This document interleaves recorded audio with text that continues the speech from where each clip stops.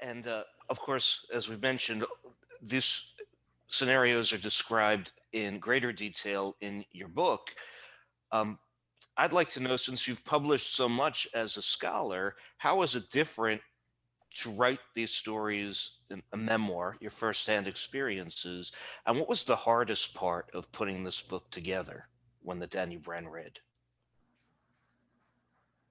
Just to choose um, those events that have, um, in a way, um, been the most shaking and the most horrific for me. But I could have really described in much more detail um, our staying in the ghetto house uh, in um, in the Albany Street where we first were for the first half a year, almost half a year, because it was a, a terribly interesting from the children's point of view event where we were playing all day long while we knew about the horror stories of Auschwitz. I wrote the memoir and I was uh, enormously afraid of writing it in, in with words that I felt at that time uh, that were living in me, fear, the horrific fear, and and in a way I didn't, I couldn't, I thought that I cannot describe that, and then but I that I did it a few times. I think indeed when I looked down from the windows and when they were going to take us away, and then at the end they only took me and Ivan, my brother, into the ghetto. Um, I I didn't, and then when I was in that house and saw um, how they shoot people into the Danube, um, I was I was terrified, and I didn't know how to write about this horrifying experience. I remember, Zsuzsi, when you were writing it, when you were thinking about writing it, you and I spoke about it, Yes, and I, among others, you urge you to take up this testimony, as harrowing as it is for you. yes, you told me that. Yes, So, just yes, I know it wasn't easy. It was an act of courage on your part to write this book. But I think in your scholarship, you show a measure of courage as well, particularly in your scholarship on Miklos Radnóti, yes, who in many ways embodies the tragedy of Hungarian Jewry, absolutely. then who in many ways was something of a prophet, yes, Yes, not just a poet, yes, uh, whose words dramatically come to us literally from the grave. yes. So tell us about the importance of Radnóti and your work, your scholarship. You know, Radnóti was one of the first poets whose work I got acquainted with as a child. I mean, I mean, not a child anymore, but after the war, uh, I mean, I still was a child, 12, 13 years old. But um, it was heartrending, and I knew what happened to him. And then, he um, was not very well known for the first time, for the first years after the war, only by literati, some of whom I by chance knew. And but otherwise, the broad public didn't know him. Only poems in which he was testifying his enormously strong uh, Hungarian patriotism. Radnóti was born in 1909, and he was born into a time in which anti-Semitism was very significant in Hungary, and where, like in France, it is difficult to explain to Americans because it has never been here as an important and freeing and happy event. But there was a kind of Catholicism that was in France, um, very much, very highly appreciated by intellectuals. And it was not the Catholicism that you have experienced over the centuries. It was a new Catholicism in which many French writers and poets have participated. And it was a new Catholicism in which we speak about freedom and in which we speak about the importance of poetry. I mean, it was a Catholicism in which many new French poets believed. And Radnóti was very much influenced by French poetry, 19th and 20th century French poetry, number one. Number two, as a Jew, you couldn't do anything in Hungary, period. So this is like whether or not you would wear glasses. If everybody who wears glasses would be persecuted and killed, I mean, you wouldn't wear glasses. Even if you couldn't see very well, you wouldn't wear glasses. I mean, you cannot compare that hatred against the Jews with any kind of, I know that America, there was also anti-Semitism and this or that. You cannot compare that. And you cannot say, I don't know, cannot, but you perhaps should understand someone who who feels that he's a poet. To be a poet in Hungary is not that what to be a poet in America is.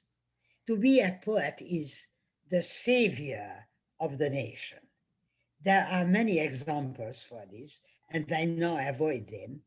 You just have to believe me. And if you want me, I can talk about it for hours. And poets are the speakers of the people. And Radnóti knew that he only then is a poet if he's a speaker of the people. All poets, all Jewish poets, were the speaker of the people. József Kiss was a great Jewish poet. He too, he spoke for the people. I mean, for the Hungarian people who poor souls were also oppressed, like the Jews. That's the easiest thing to say. And so, at the same time, as I said, in France, there was a movement of intellectuals to become Catholic. Radnóti was very much aware of this, and he wanted to be very much like the great French poets. And so Radnóti converted, and he was not a believer. I mean, he, he didn't go to church. but he had this colorful imagination of this great uh, belonging to something that is good and something that is redemptive. And he's also hopeful that the church is going to be able to Oh, protect oh, him, of course. oh, not to speak about this little detail Mhm. that he was a Jew. And if you look at the numbers of Jews who converted in Hungary, because they hope that they will be saved, of course. Mhm. As a matter of fact, for example, in labor, as a labor in labor service, those who were converted were a white um, um, armband. Those who were not were a yellow one. That was way before the Yellow Star came to Hungary. That was in 1941. I'd like you to speak more about his biography during the Holocaust, that he's taken into this labor force. That, well, first, Okay, if you would talk about, because you've described him in your classes that it's singular, that he predicts his own murder years yes, before. So let's yes. begin with that, and then I'll prompt you to go into, his murder. As a matter of fact, he predicts he sees himself as dead, but not dead uh, that dies of typhus or influenza, but dead who he considers himself as dead by killing. So he is aware of that. And to my knowledge, and you can try to tell me examples that contradict my knowledge, I would be happy to hear them.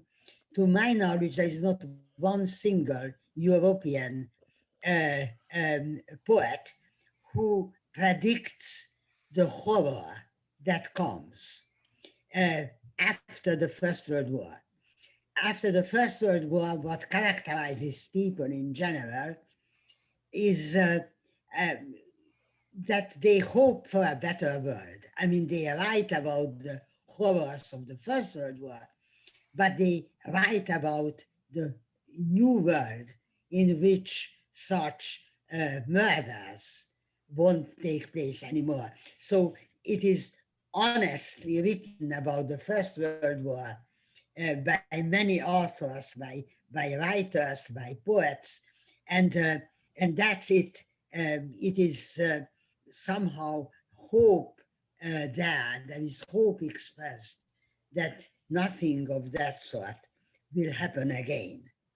Now, Radnóti is, to my knowledge, and I would be happy if you would prove to me the opposite, um, who writes in 1933 the poem Like a Bull.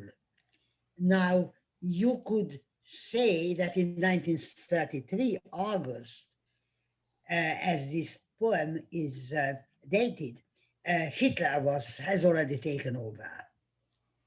If you show me one single European poet who says that what Radnóti says here, then you win, and not only win, but you can teach that in your classes. So, So so the you're saying title of that this one poem of the is things Like a that Book. makes one of the things that makes Radnóti extraordinary, even singular, is that years before these mass murders of Jews are happening in the He knew Holocaust, about the mass murder, he anticipates which it and he was puts not, that in a poem. which was not uh, caused by ununderstandable tragedies. Right. This is the title of this poem is Like a Bull, and I would like just to read Should I read of it? Of course. Which Okay. you translated, Um, published. Yes, yes. I am reading now our translation. So he speaks about a bull he sees. And so I live still, just like a bull. That is the continuation of the first stanza. I don't want to read the whole poem. But look at him now. He jerks in the midst of the cricket-sunk field, sniffing the air. High in the forest peaks, he senses the stag's halt, who listen and snaps away with the wind, which has just brought hissing the scent of the wolf pack. But the bull snorts and doesn't flee as the deer are fleeing. He fancies that when his hour comes round, he'll fight and fall, and the pack will scatter his bones all over the meadow, and slowly, sadly, bellows into the buttery air. Even so will I struggle, and so will I die.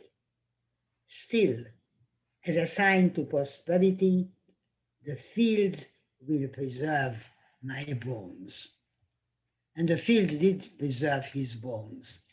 His uh, bones were found after the war, after 1.5 years of the war, In a mass grave. in a mass grave. And would you tell our viewers about the circumstances of his death? The circumstances of this, his death are characteristic of the way that the Hungarian nationalists, yes, not the German soldiers, the nationalists, Hungarian nationalists, have killed about 50,000 men whom they have taken as slave laborers. These are Jewish but men. Just only Jewish men, yes, who were taken as slave laborers. And I mean, Jewish who were proven as Jewish. You had to prove that who your grandparents were. At least two of them needed to be Jewish, so that then you counted as a Jew. If you had two grandparents Jewish. So, but Radnóti's mother and father were also Jewish, not only the grandparents. So what is important is now the end of this poem, like a bull, which says, "Even so will I struggle, and so will I die. Still, as a sign to posterity, the fields will preserve my bones." He was killed like a dog, shot in the head, and the fields preserved his bones. And so they were found in a mass grave 1.5 years after his death. But you have to understand, this, what he's writing, is 2 decades before, or 1 decade before he was killed. I mean, there was nobody killed in this way, but he knows that he will be killed like that. What was found in his pocket was a little um, pocketbook in which his last poems have appeared. That is the poems that he wrote while he was in the service, in the forced labor service, and there were 10 new poems found in that pocketbook, in which he is writing about that, what happens to him, and the ways in which he feels. Some of these poems are written here to his wife. Yeah. Some of them are written just for himself or for those who find it. He, when he died, he was shot, and his notebook was in his pocket, and it had been written on it, "Whoever finds this notebook, please hand it over to um, Fanny Radnóti." Fanny was his wife. And so 1.5 years later, um, his he had a new um, um, I mean, there was advertised that he will be um, um, buried again, and during this process, they found in his pocket a pocket book, which I unfortunately don't have here, but there exists such a pocket book. Yes. Uh, A small notebook, which I know you have a Small facsimile that I I've seen don't have before. it. Were his last 10 poems. I only have the major poems. I don't have the pocketbook. As a matter of fact, I must have it here somewhere. I just have forgotten to look for it. And But if I there is remember, a, there was blood found on the notebook. there Am I is wrong? there is blood. There is blood on several of its pages because the book was in his pocket. Amazing. The pocket of his raincoat were the last 10 poems found. Zsuzsi, you've been studying the Holocaust for what, 50 years, perhaps? Or and you created basically the Ackerman Center for Holocaust Studies. You brought Holocaust Studies to the UT system. The Ackerman Center now has 5 endowed chairs in Holocaust Studies, which is unique in the world. I mean, what you started here has become unique in the world. I mean, this is the center of Holocaust Studies. We have the annual Scholars Conference now on Holocaust Studies, where you were recently awarded the Eternal Flame Award at that conference, where Holocaust scholars gather. So do you have any thoughts on how the study of the Holocaust has changed over the decades? Do you have any concerns about where it's going and where it is? Let me start with your last question. I am not worried if the Holocaust is being taught in Dallas, and not only in Dallas. I mean, you are there now, and Niels is there, and there is the way in which students really learn about the Holocaust, and and learn that what has happened, and not in a kind of a optimistic way, which became, unfortunately, an approach in this country to teach the Holocaust. That is to say, yes, all these bad things happened, and it is really terrible, but look at it. Now we know it, and now, we are aware of everything, and so let's teach the good side of it, how it has developed the teaching on the one hand, and on the other hand, how Israel has become a nation now, and in no country such a thing as the Holocaust would be possible. So I really think that if we have to fight against something, then it is this kind of belief that there is nothing tragic about the Holocaust, because by now we understand what it is, and by now we can uh, avoid it. tragically, the truth of the matter is that it has been understood by some people, if I may say so. It is not really taught in schools as it should be.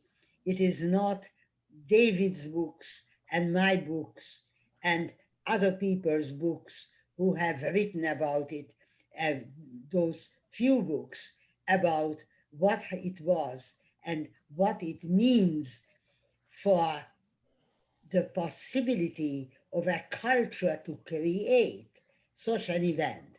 I mean, that is what is the most important part of learning about it, is that it didn't come from some crazy people. It has come from the culture in which we live, in which I live, you live, he, she, it lives. And in a way, what we would need to do is to turn back that culture and to say that it is not true what we have been teaching for 1,000 years in churches and in places that have defended the churches and in histories of the Holocaust, how it is not the bad Germans who have created the Holocaust, but how the Holocaust is part of our culture. Unless we start to teach this, and not only that two people or three people or five people are teaching it, but that really the Jewish centers, that the Jewish education, that Jewish university teaching, as well as high school teaching, picks up this most important event, one of the most important ones of the 20th century, and the most tragic event of Jewish history. What has happened? How whole nations have participated in the killing, how the culture that exists and that is 2,000 years old or older is really part and the background of this development. We would need to teach this because otherwise, tragically, yes, it can happen again. Thank you, Zsuzsi. And that's a great introduction to our last question, which is we'd like to know. I mean, we live in an era, I mean, on a daily basis where the Nazis, or what some people call neo Nazis, in the news every day, it seems, you know, Nazi symbols, uh, just this week being painted uh, near Auschwitz. What worries you about the world today, and what gives you hope about the world today? What worries me in particular about this very topic is that really I don't understand, I intellectually don't understand it, not to speak about other uh, uh, dimensions. I don't understand why it is not taught what has happened then, when only uh, when nothing can come out of it, only learning about that what unfortunately we are capable of doing. So if you learn about this, then you will be able to avoid it. If you don't learn about it, but you say that, well, men are sometimes brutal and sometimes in the war, you know, many bad things happen. And yes, there are various groups of people who have been always persecuted and who perhaps will be persecuted unless we are taking care of it. But it just happens because this is the way how humans are built. I mean, unless you stop this teaching, unless you completely change the way how you are teaching about persecution of others, And in a way, for some reason or other, the Jews have played here the largest role in human history. I mean, that doesn't go back to 50 years or 100 years or 200 years, but it goes back to more than 1,000 years. And somehow I am worried, and you must be worried, that what lasted for 1,000 years is going to, unfortunately, at least threatens to last for another 1,000 years. You're talking about anti-Semitism, hatred of Jews. Anti-Semitism, hatred of Jews. You would need to name it, to name that. You cannot go ahead and teach general ideas. You have to love everybody. Everybody should be your friend. That is not a way of teaching that what happened, and that is not a way that would avoid that what happened to happen again. The only way to do this is that this is, look at it, what we are capable of doing, and let's think about it together, how we can avoid that. That would be the only way to teach, and then to teach it in detail what has happened. I mean, to create gas chambers, to think about it, to think about it. In wars, we go out and fight, and if not with our hands, then with bombs. But to think about it, how to humiliate and how to eliminate a whole people, that is something that we have to learn, that we, not them, we are capable of, and how to avoid that. We have done that for centuries, and how now to stop it. And that can, in my opinion, be stopped only in one way, and that is if you teach what we have done, and if you speak about it constantly, how to avoid it. And by, like you said, naming it and calling out these Naming specific it. atrocities, of course, we're using this persecution and mass murder and humiliation of the Jews as an example, but this extends to all kinds of hatreds, all kinds of mass murders in our history. It doesn't stop with the course. Jews, as you know. And I think that's such an important lesson to end with for Holocaust Remembrance Week. I'd like to take a moment to thank Christian for his help with filming. I'd like to thank David for his help with conducting the interview. And of course, again, we're so honored to have our former commissioner, Holocaust survivor, firsthand witness, and supreme educator with decades of experience teaching about this subject to offer her insights in today's program. And to close, I think we're going to invite Zsuzsi to read for us the translation she published along with her colleague from UT Dallas, Frederick Turner, of Radnóti's final poem that he wrote before he was shot into the mass grave. Thank you, Zsuzsi. Thank you, Jake. And the title of these poems is Razglednicas. That is a Serbian word, and it means picture postcards. And why picture postcards?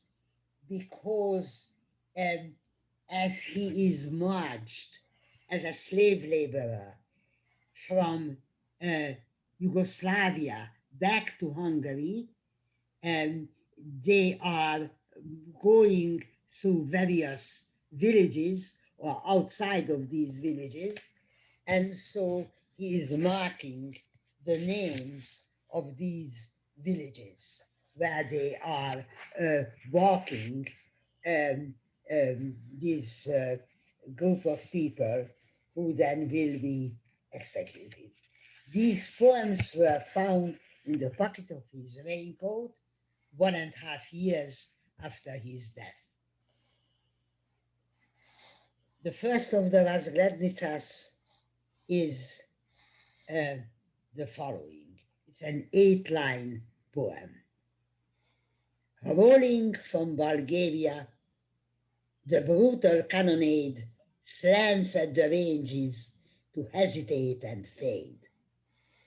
Men and beasts and carts and thoughts are jammed into one. Neighing the road wears up, the maned sky will run. And you are the only constant in the changing and the mess.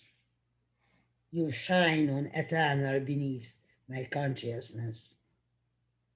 Mute as an angel, wondering at the catastrophe, or the beetle of burial from his hole in a dead tree. They are all written to his wife. 2. At 9 kilometers, the pall of burning hayrick homestead farm. At the field's edge, the peasants, silent, smoking pipes against the fear of harm. Here, a lake ruffled only by the step of a tiny shepherdess, where white cloud is what the ruffled sheep drink in their loneliness. That was written in Czervenka, October 6. The oxen, comes the third one. The oxen drool saliva mixed with blood. Each one of us is urinating blood. The squad stands about it, nuts, stinking mad. Death hideous is blowing overhead. I have asked my brother about why does he say that each one of us is urinating blood. And my brother is a doctor, and he told me that if you walk uninterruptedly for days and weeks and months, that you start to, and of course you are not drinking the way you should, and you are not eating the way you should, you are urinating blood. I didn't know that, so I'm just telling you because you might not know it. And now comes the last poem, and you have to know in it that there is a German sentence in it, and I am translating right now that German sentence because to make sure that everybody understands it. In German, it is der springt noch auf, which means he's still jumping up. In short English, he's still living. I fell beside him, and his corpse turned over, tight already as a snapping string, shot in the neck. And that's how you end too, I whispered to myself. Lie still, no moving. Now patience flowers in death. Then I could hear, der springt noch auf, above and very near. Blood mixed with mud was drying on my ear. That is the last poem in the notebook, and that is the last poem, of course, we have translated. A year or two later, he was shot in the head, and he was buried in a mass grave. Thank you, Zsuzsi. Thank you, David. Thank you, Christian.